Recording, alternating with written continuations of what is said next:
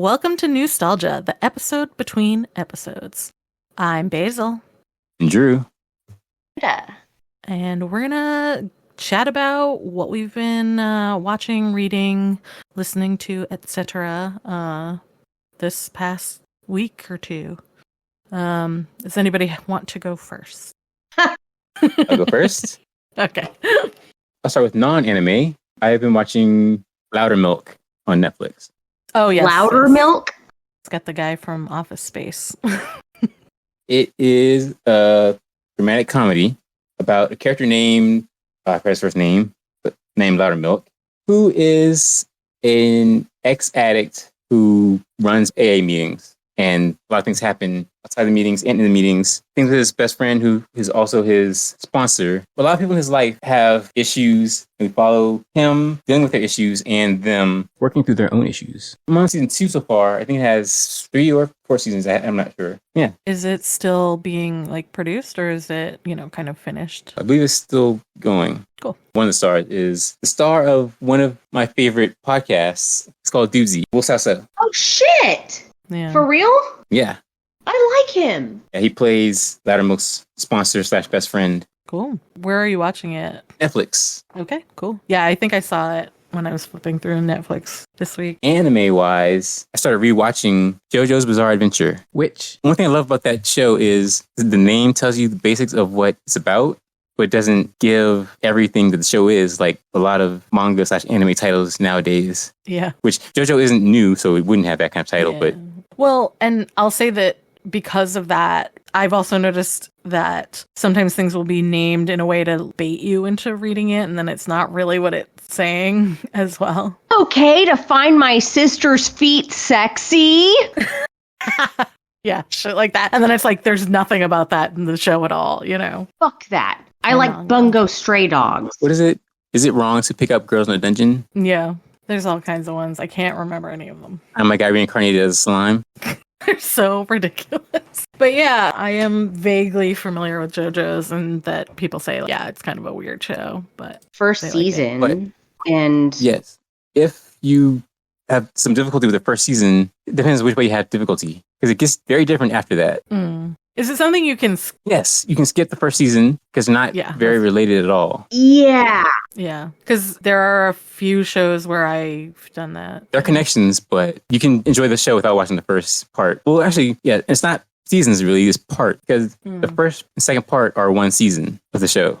And the second part is a lot better, by most people's opinions, I think, than the first. The first is just setting up the whole world and everything. The main villain of the show is set up in the first part. And there are different power systems throughout the entire show. After the first few parts, they stick with one throughout the rest. It's a very kooky show. A lot of characters named after bands or songs. Rock bands. Yeah. And okay, that's my nostalgia. Oh, that is semi-new nostalgia. I do find that interesting. New to you. No, I've seen the entire show before. I'm rewatching it. Okay. I can go next. I started watching Dungeon Meshi, also known as Delicious in Dungeon. It's on Netflix now. So the first 12 episodes at the moment, I think the 12th episode just came out, because they are actually releasing it slowly rather than waiting and buying the whole thing. Do you know what I mean? But I have really mixed feelings about it, I'll say. I think it's interesting enough that I would like to keep watching. It's a little difficult for me because it's like, I am a vegetarian and I don't eat meat and I don't eat animals in general. So the whole premise is sort of killing things and eating. Straight up. Yeah, eating animals. Right? Yeah, but they are fake animals. I know that there are some people that can't do this. I don't, begrudge them that. But, I can enjoy things when they are kind of fictionalized in that way. I don't think it's necessarily glorifying. You know what I mean? Like watching horror movies. Yeah. I'm not going to kill someone after I watch Texas Chainsaw. Yeah. So, I still love playing Cooking Mama, right? And I know PETA had a problem with that, but I hate PETA. They're terrible. And a lot of vegetarians and vegans believe that as well. I like Pokemon. I'm not going to go and slay a bunch of animals. Yeah, they're slightly more sentient than most animals. Anyways, yeah, so that is a little bit weird for me, but I do love food and cooking in general. And even though the cuisine is technically fictional, right? Like a lot of it does appear to be based within like Japanese cooking things. So just seeing different things is like kind of interesting, particularly because I know that there was a part where there was like a slime and they like dried it and turned it into noodles. And I know there's like shirataki noodles that are kind of like that. I'm sorry. That's hilarious to me.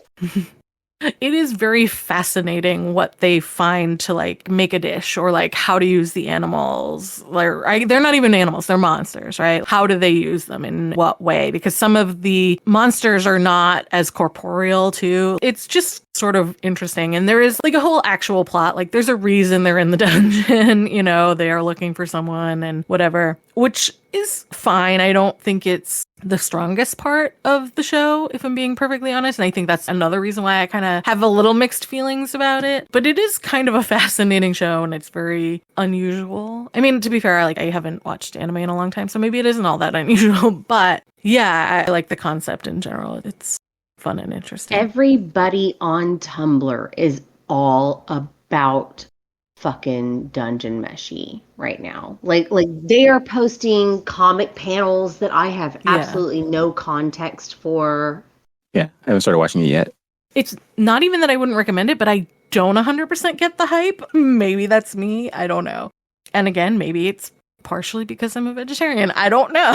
But it is an interesting show. Like I enjoyed watching it up to the point where I am. And then I did watch the first 2 episodes of the new X-Men 97. Same thing. It's okay. I don't know. I think I need to watch more, but there is not anything else out other than the first 2 episodes as of this recording. So we'll see on that. And then I was reading a Becky Chambers book. It's really short. So I'm already like halfway through it, but it was To Be Taught If Fortunate, which is a book. It's sort of a sci-fi book. It's about like if we were exploring the beyond our galaxy, right, to like different planets, but instead of trying to make the planets sort of adhere to us, they have found a way for them to kind of alter their bodies to better fit into the environments themselves.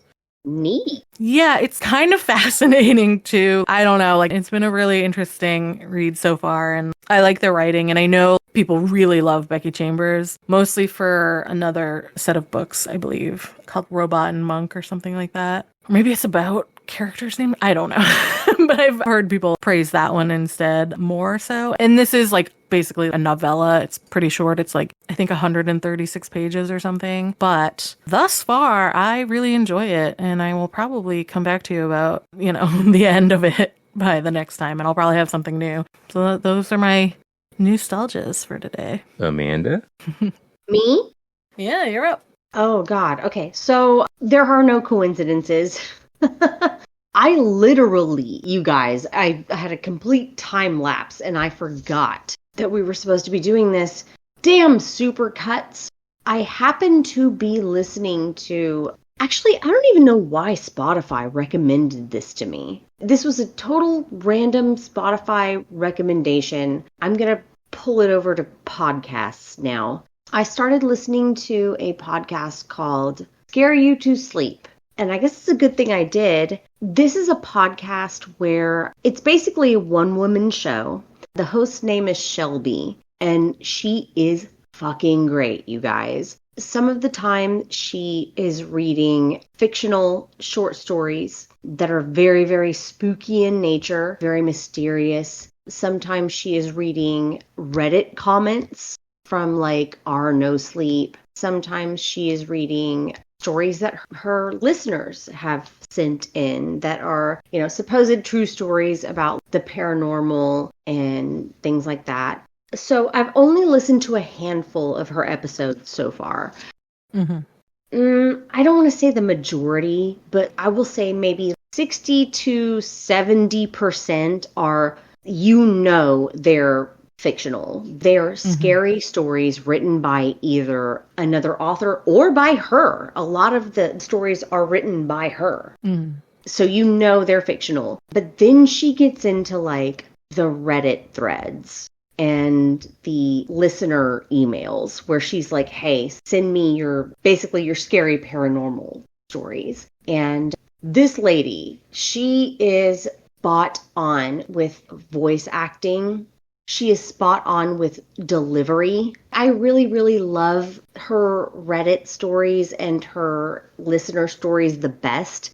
Because when I found this podcast, I had been looking for scary stuff. And what I was finding was either totally and completely fucking boring, or it was stuff that was too damn scary, right? Like it was podcasts that were like, let me tell you about my Snapchat stalker. And I'm like, oh God, no, I don't need that. I don't need that. Yeah. You don't like true crime? No, I do not want to be afraid of shit that can actually happen to me. But Scare You to Sleep is sort of the perfect medium between that. As I said, she has stories that you know are written. They're scripted. She has stories that come from Reddit. Those are my favorites. I don't know why. And her voice, oh my God, you guys. I love her so much. Is it soothing or just good for listening, or what's... Yes to all of it. Okay. I have such a huge crush on her. Okay, so for example, on my way home tonight, I was listening to, it was one of the written stories, and this was not written by her, but it was basically like a story about kind of like a scorned woman who had been having consistent problems with her boyfriend or husband or whatever, her man. And she started out the episode talking about these different kinds of mustard. And she's like, coarse ground mustard, spicy horseradish mustard. And I'm like, oh, girl. But anyway. So in an ASMR kind of way? Or like a radio voice kind of way, like, or an NPR radio kind of way? It's tough to describe, you guys. Okay. The story was basically about this lady killing her boyfriend, who basically seemed sort of like a piece of shit and would always sort of like ridicule her special interest in like cooking and making sauces and stuff. And he would say like, it's just mustard, and blah, blah, blah. And he would nag her. And so she killed him, and she is, during the story, cooking his flesh while seasoning it with mustard. And her voice during this creepy tale is just, boy, it's something else. But yeah. Can I ask? Because I remember we were talking about looking for recommendations for horror podcasts. Where did the Magnus Archives fall for you? Because I really loved the Magnus Archives. You will not hurt my feelings if you're like, not for me, or it was boring to me. But I'm just curious. So I hung on with Magnus Archives for a long time. I really did. I kind of got used to the voice, and that's a big part of it for me, is getting accustomed to their voice. But it was sort of like, it wasn't grabbing me. There was not an episode where I truly felt afraid. Now, let me go back to Shelby on Scare You to Sleep. She scared me, okay? And it wasn't with her fictional shit. It was with her mentioning of the concept of frogging. Yeah, I'm bringing it up again. It's that sort of like... it's not really a bait and switch, but it's sort of like a push and pull of, hey, I'm here to tell you a totally fictional tale. It's obviously, it's obviously a work of fiction, but now I'm going to talk about something that could possibly be very real.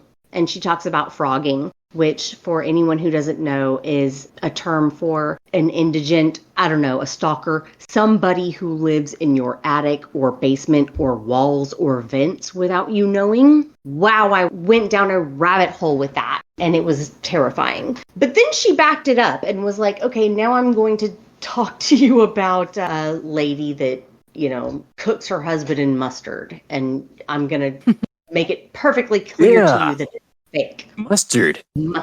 We had a rule in my house for a little while that nobody was allowed to buy more mustard because we kept getting like different kinds of mustard. This was this story where she was like, coarse ground mustard, horseradish mustard, a peach brandy mustard. I was like, oh, girl, I'm so hungry. No, peach brandy mustard. I don't know. That doesn't sound great to me. Yeah. So that's your nostalgia. Yep, that's my nostalgia. Cool. So yeah, that has been our episode between episodes. I hope you enjoy the new format. Anybody who's been here for a little while. And thank you for